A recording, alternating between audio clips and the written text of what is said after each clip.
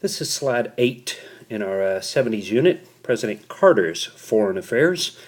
Now, if you'll recall, we just in our last slide talked a little bit about President Carter, good, honest, upstanding Christian man, and those same ideals, especially concern for human rights, would drive his foreign policy.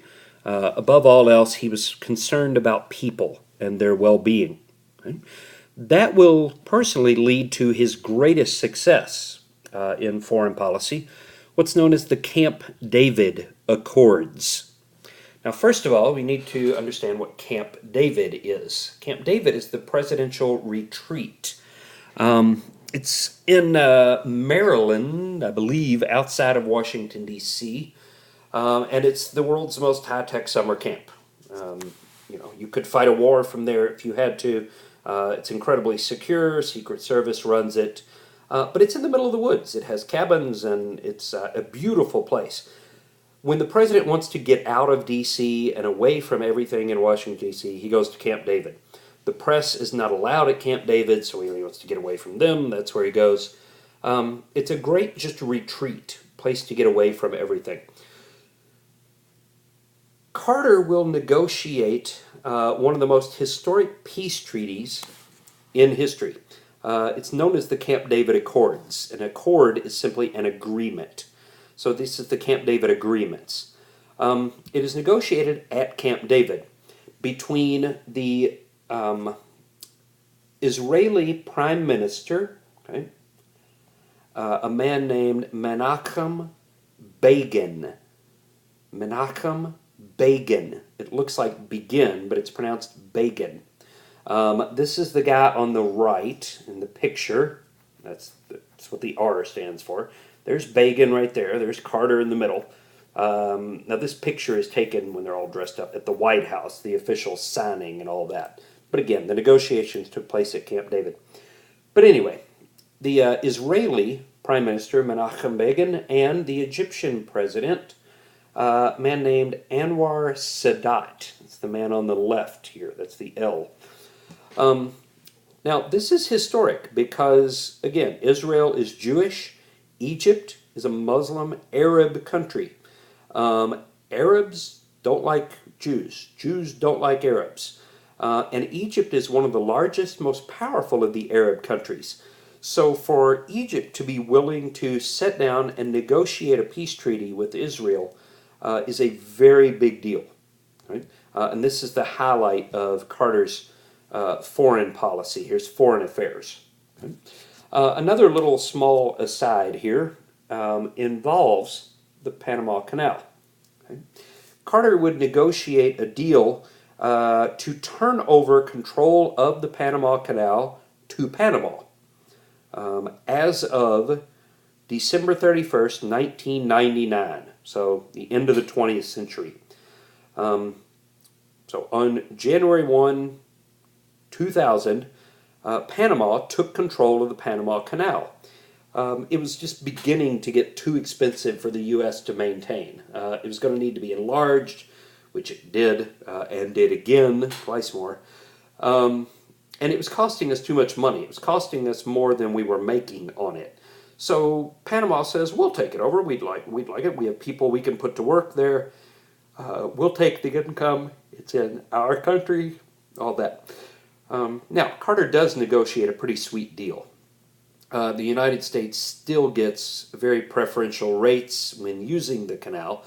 We pay less than everybody else does to use it, but we don't have to maintain it. So it's a pretty good deal Carter works out.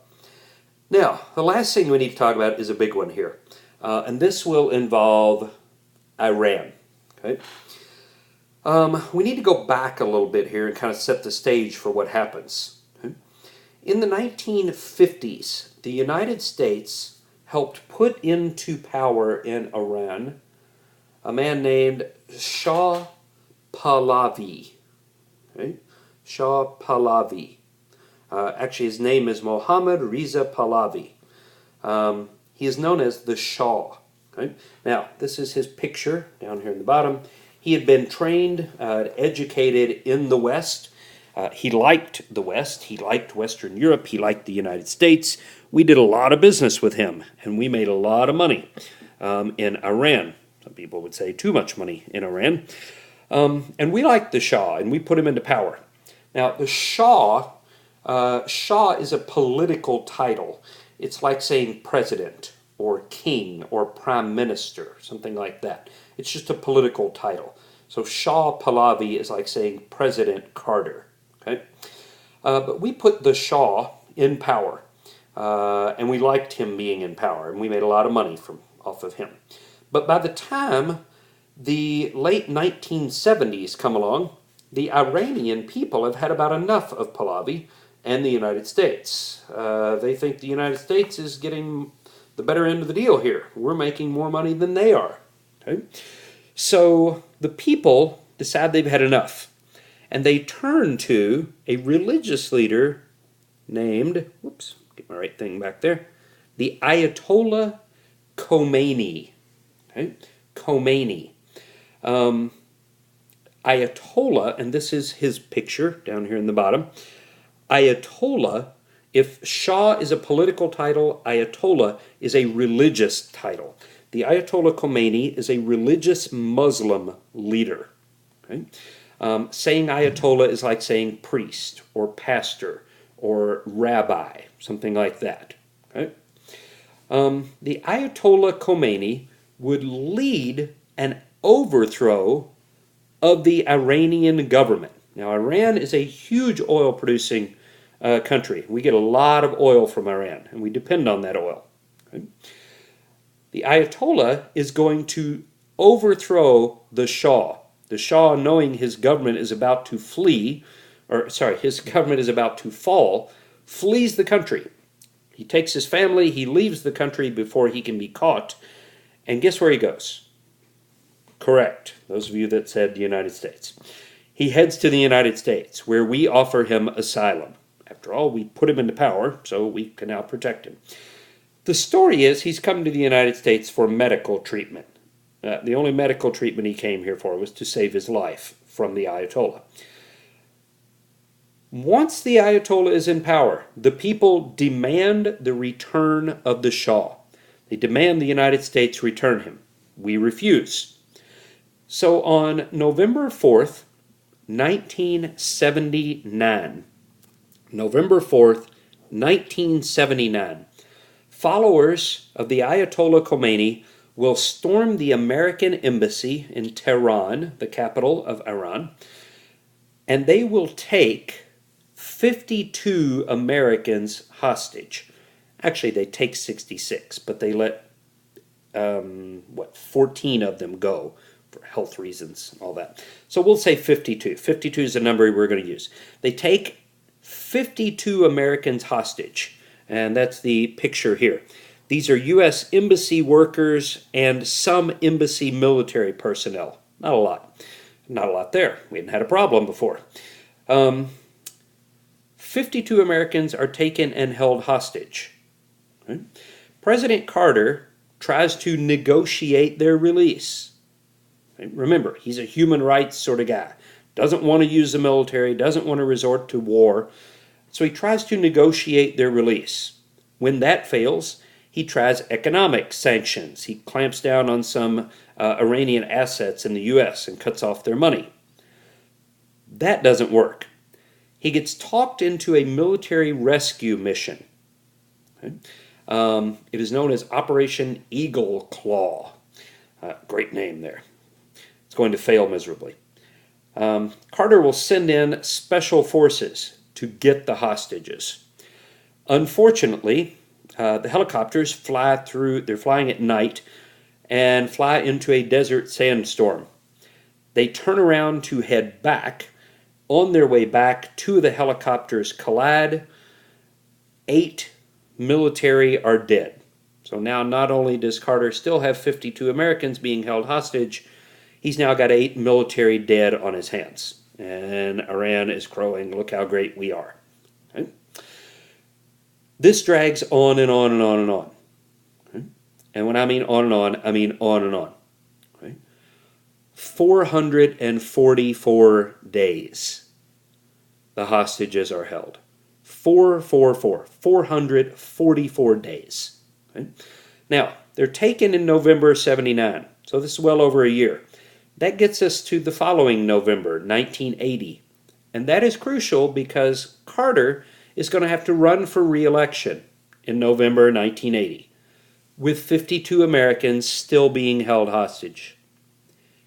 He doesn't have much of a chance. He is going to be opposed in November 1980. Carter's a Democrat. He will be opposed by Republican California Governor Ronald Reagan. Okay. And during the campaign, Reagan makes it very clear, I don't understand why the president doesn't just send in the American military to get our men and women back. If I were president, I would. Blah, blah, blah. Well, Reagan will win the election in 1980. Now you win an election in November, but you don't get sworn in until January 20th to be exact. So if you do the math, 444 days from the time the hostages are taken turns out to be January 20th, 1981, Reagan's inauguration day. After he had been elected, during that time in between election and swearing in, Reagan makes it very clear, while President Carter may have been reluctant to use the military, I won't. If those men and women aren't free by the time I become president, I'm sending in the entire U.S. military to get them. So just shortly after Reagan is sworn in on January 20th, 1981, the hostages are released. Just less than an hour after Reagan is sworn in, the hostages are released. So while the Iranians were willing to jerk Carter around, they weren't willing to screw around with Reagan. Because I think they believed he would have. I don't know if he would have or not, but they believed he would. And that's the important thing.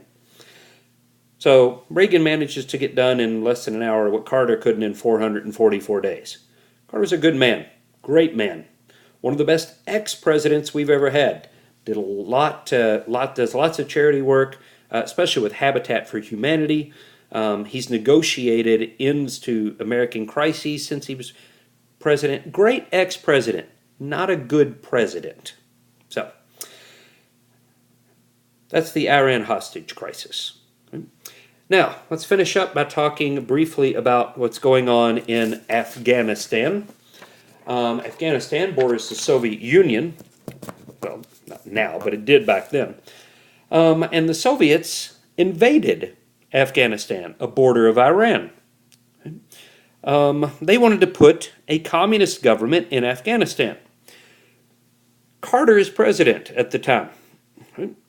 Carter strongly objects to Soviet presence in Afghanistan and will impose an embargo on the export of grain to the Soviet Union. So he's going to end the grain sales that Nixon had negotiated and had been going on. So he's going to stop selling grain to them, and he will boycott the 1980 Olympic Games, which will be held in Moscow.